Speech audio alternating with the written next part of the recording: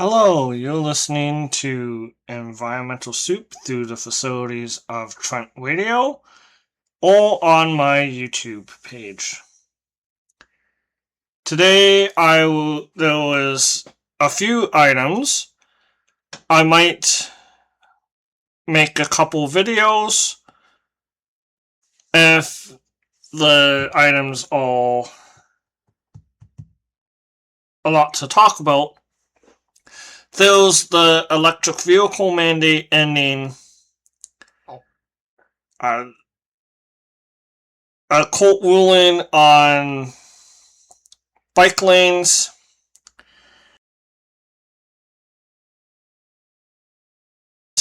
Consultation that's coming up.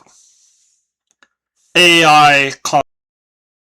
In this section of my show through the facilities of Trent Radio, Environmental Soup, I will talk about the bike lane decision. And I have opinions on the decision. In Cycle Toronto versus Ontario, Attorney General 2026, the judges say something has gone wrong. I would argue that the thing that has gone wrong is that the ruling allows the government to ignore expert advice, even if it is known to cause an increased risk of death. Because government advice given to the government can be ignored. And the action or inaction resulting from the removal of a piece of legislation is allowed to cause deaths. The bike lanes were already built, and the ruling says that there is no constitutional obligation to regulate the use of roads in any particular manner.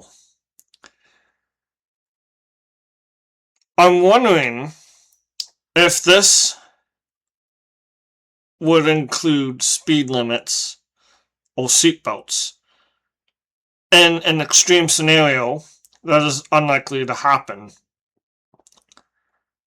what is stopping a future government from repealing speed limits or the requirement to wear a seatbelt? If Section 7 does not apply, and I will get into Section 7 of the Canadian Constitution. And I will switch my screen to talk about the articles. There's an article in CBC called Ontario Court of Appeal said Ford can rip out Toronto bike lanes. And this is by Lane Harrison. And there was 19 kilometers of protected bike lanes in Toronto. And the Court of Appeal for Ontario has ruled that they can be removed. There was a previous decision in July of 2025 that said that they could not be removed because of Section 7. So this is an appeal of that ruling. And that is why they haven't been removed. And this is the result of legislation that was known as Bill 212. It has passed.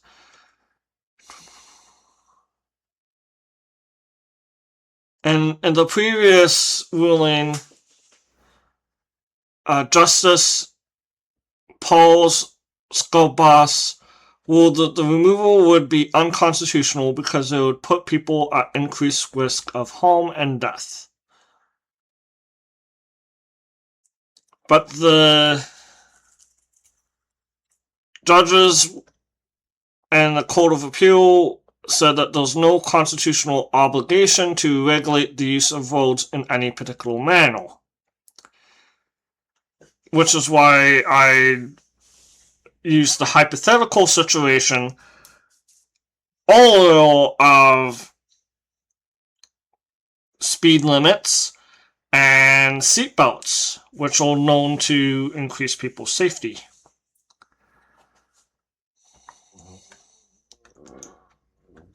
I think that's everything that I highlighted in the CBC article. And then I'm looking at EcoJustice.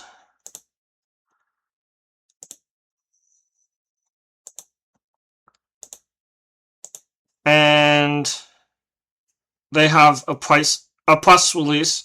Cycling advocates vow to defend bike lanes after Court of Appeal ruling on bike lane law. And this was posted on August 14th, 2026. And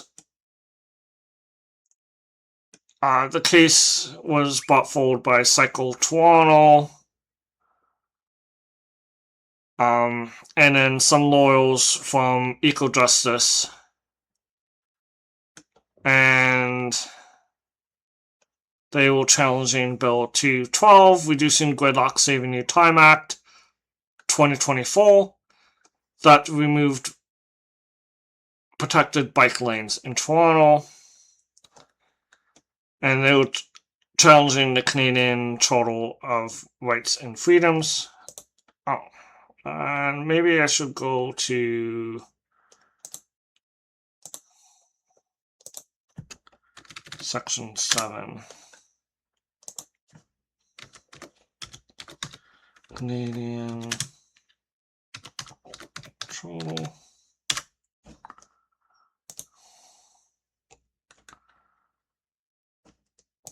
Section 7.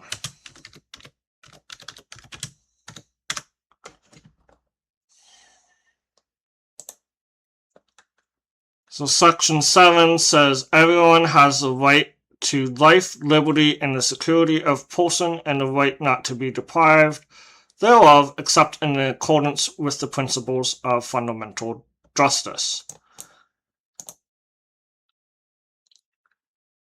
In my understanding, the right to life means everyone that is a person, and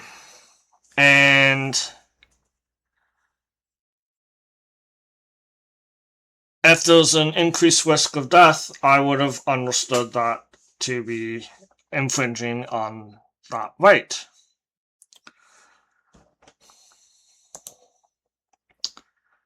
But law is more complex, and I'm not a lawyer, so I'll get more in depth. And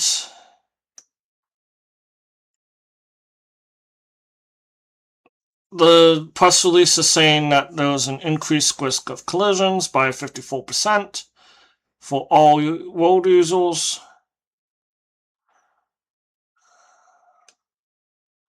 And 28 people have been killed and 380 seriously injured while cycling in Toronto.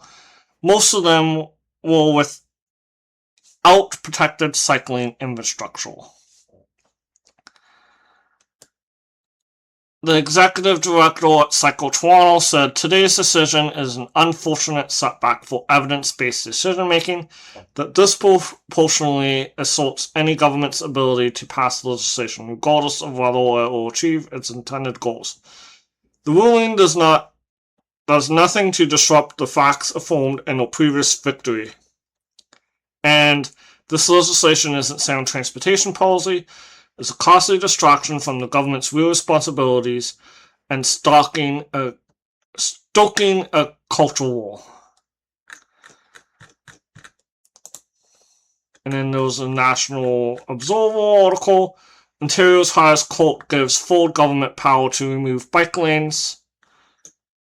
And I made a highlight. Documents commissioned by the province obtained through litigation process estimated removing the lanes would increase collisions by 54% for road users without reducing congestion.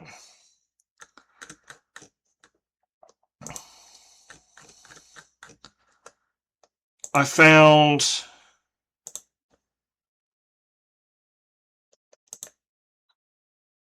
Cycle Toronto has an article. Provinces and internal documents reveal province knows Bill 212 not in public interest. And then these are internal documents that were revealed in March of 2025 or March of 2025. Said that the province knows that the anti-bike lane legislation is arbitrary and not in the public interest. They have 3 bullet points. Cycling has been shown to have a positive impact on congestion in North American cities. The net result of bike lane removals could simply be more vehicles queued along already congested streets without significant reductions in travel times, and more than 54% increase in the total number of collisions. And then there's overall research findings suggest that the addition of bike lanes or installations of higher order bike lane facilities have a positive impact on road safety performance. And there was a 44% reduction in conflicts along the Bloor Street bike lane project. And then I highlighted some points.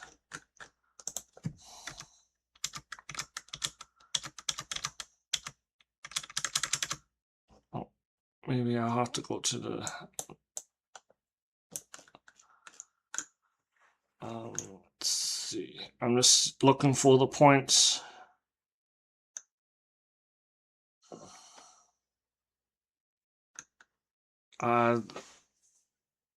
The points are that cycling studies in North America and other large jurisdictions show bike lanes can have a positive impact on congestion and on safety of road users.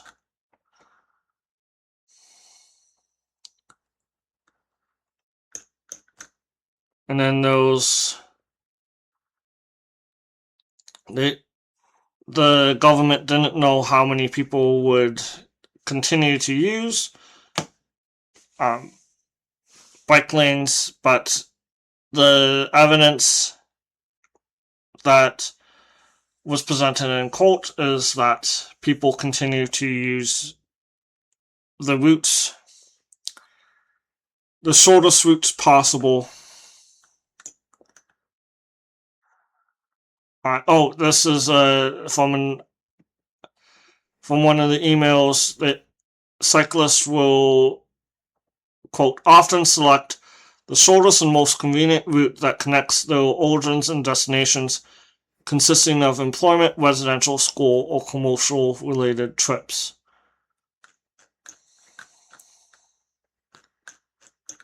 And I'm just going to quickly There's a lot of pages, so I didn't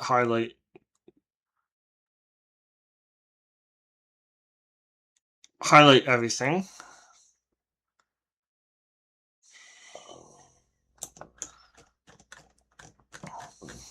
Oh, here it is.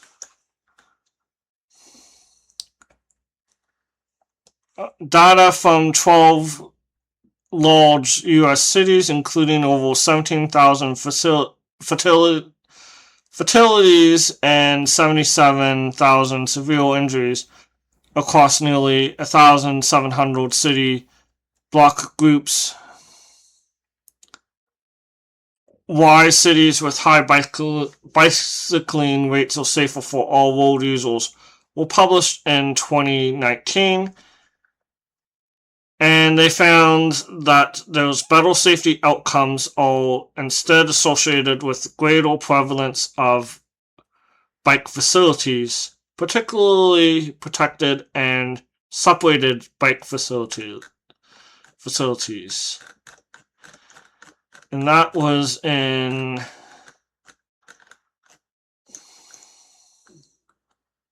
the Ministry of Transportation of Ontario.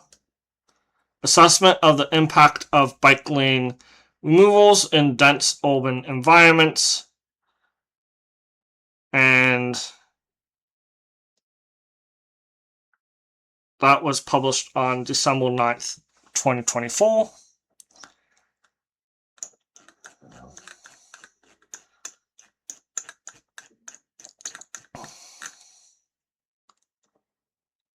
And the University of Colorado, Denver,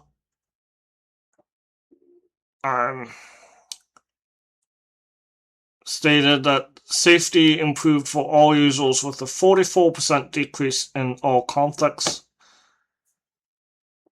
And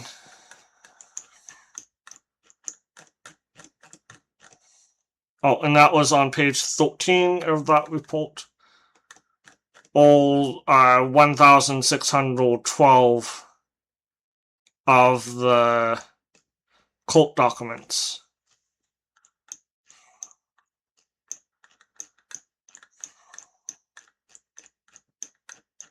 Just seeing if what I highlighted. Bike lanes reduce roadway collisions and cyclist injuries, death.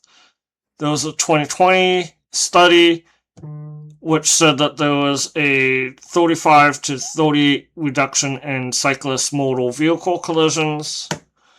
U.S. Federal Highway Administration has stated that bicycle lane additions can reduce crashes up to 49%. And then, etc. People feel more safe.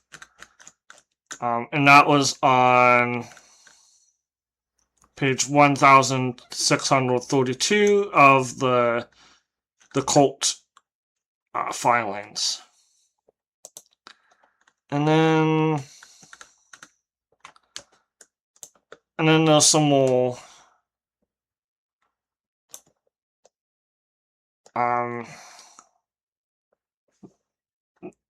research shows that adding a protected bike lane reduces collisions and injuries by 30 to 50%. This is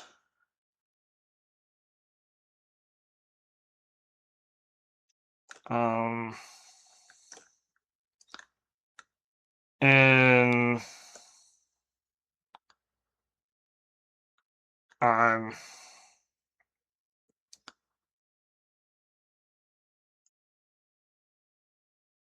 the bike lane references in all GUSYTA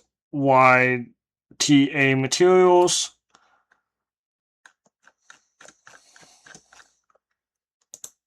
And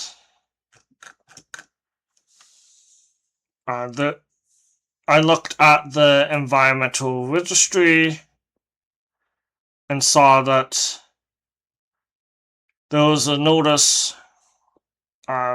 decision Bill 212 Reducing Gridlock Saving You Time Act 2024 framework for bike lanes that require removal of a bike lane. And there was 1,136 bike lane comments. And they were mostly negative towards the piece of legislation. And the comments were considered, but the bill was subsequently passed. Looks like I won't get into the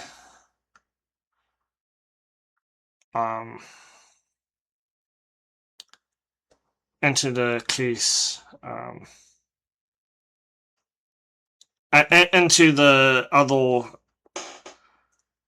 items. I want to get into the actual court case. Yeah, and then there was a similar notice. And they only had like 5 days to consider the legislation after the comment period ended.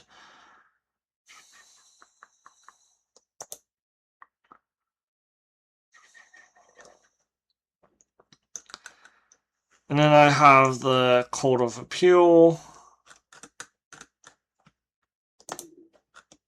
This is Cycle Toronto versus Ontario. And the ruling states Ontario legislature exercised its lawmaking authority over the highway traffic and the province to require removal of bike lanes from 3 downtown streets. The application judge disagreed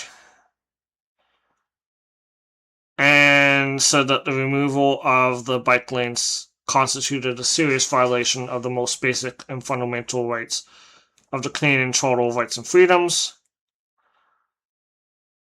by saying that a deprived bicyclist of the security of the person, but also the right to life itself, and did so in a manner that violated the principles of fundamental justice. There's a quote that something has gone wrong in paragraph 4.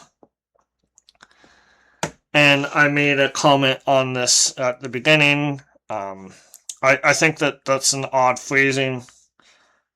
It says that the legislature cannot bind its successors, and that they have to have an amendment or repeal of legislation. May be breach of charter only if the breach can be established independent of the prior state of the law. So I think that means that the prior law has to be ruled unconstitutional according to this decision before it gets ruled of no force in effect. And then it says that the charter does not require the legislature to establish bike lanes in paragraph 6, and paragraph 7 says that there is no constitutional obligation to regulate the use of roads in any particular manner. And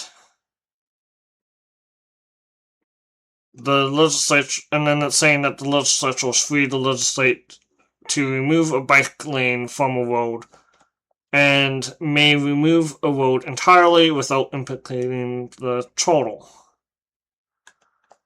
And there was discussion. They're saying that the charter is part of a constitutional order, and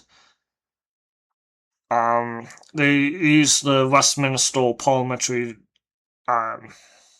system and say that the courts play no role in the policy development process, no role in the choices made by the government, in proposing legislation and no role in legislators' decision to pass a law.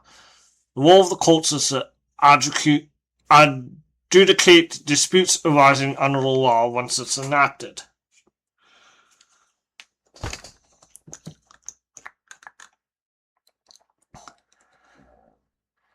And then they say in paragraph 25 that neither the government nor the legislature is under any obligation to accept policy advice. And then they're saying that Section 7 of the Charter has not been resolved definitively by the Supreme Court of Canada. And then they cite Dover versus Canada. And then it's talking about interactions with administration of justice.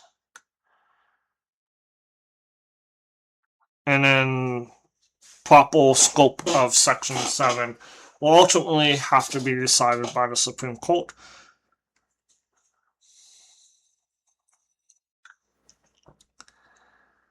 And then they're saying that the legislation does not affect a deprivation of life, liberty, or security of the person. And they're saying that it would be consistent with the principles of fundamental justice.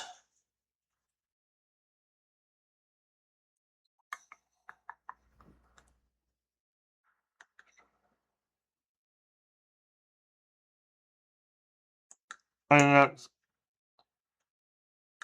something that is similar to something that I said before. And then there's a concept called positive rights and negative rights. A positive right is something that the government must do, and a negative right is something that a government cannot do. I'm probably not explaining it enough, but in order to understand the Constitution, it's important to understand the difference between the positive rights and negative rights.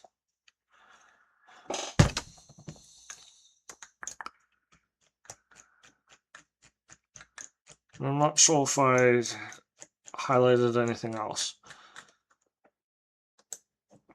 Well, I hope that this case goes to the Supreme Court, and that bike lanes can be saved. There is clear evidence that people will die, and this decision is disappointing, and